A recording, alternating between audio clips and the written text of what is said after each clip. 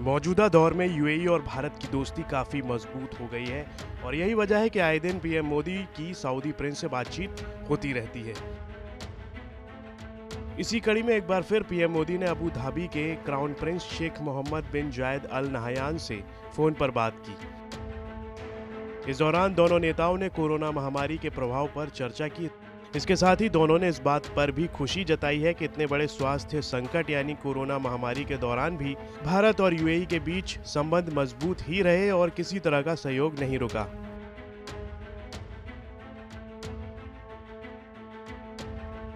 इस बात की पुष्टि करते हुए खुद पीएम मोदी ने ट्वीट कर कहा कि मेरे दोस्त शेख मोहम्मद बिन जायद अल नहयान के साथ टेलीफोन पर बातचीत हुई और इस संकट काल में यूएई में भारतीयों की भलाई के लिए उनके व्यक्तिगत ध्यान के लिए मेरा धन्यवाद। यहाँ तक कि कोरोना जैसी खतरनाक महामारी ने भारत यूएई के बीच के सहयोग को रुकने नहीं दिया और दोनों दोस्त देशों के बीच साझेदारी को और बढ़ाने और उसमें विविधता लाने के लिए सहमति बनी है।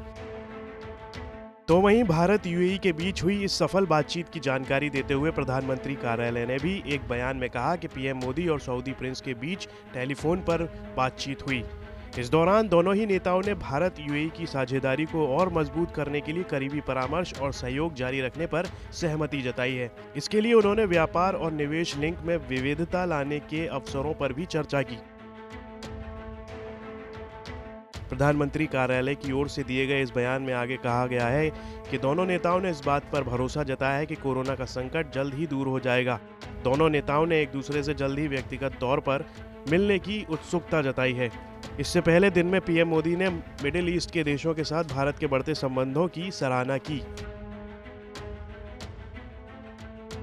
बताया जा रहा है कि इस बातचीत के दौरान इस बात का जिक्र भी किया गया कि यूएई के टैंकर ने हवा में ही भारत के 3 राफेल विमानों में ईंधन भरने की सहायता की। गौरतलब है कि भारतीय वायुसेना के लिए 3 और राफेल जेट का तीसरा बैच बुधवार को देश पहुंच गया है,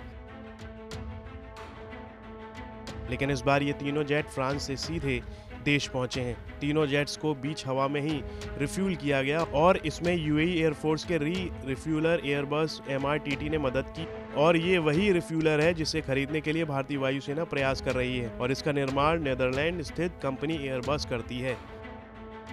तो वहीं भारत यूएई और सऊदी अरब के साथ मिलकर पाकिस्तान को पूरे तरीके से काउंटर करने का प्लान बना रहा है।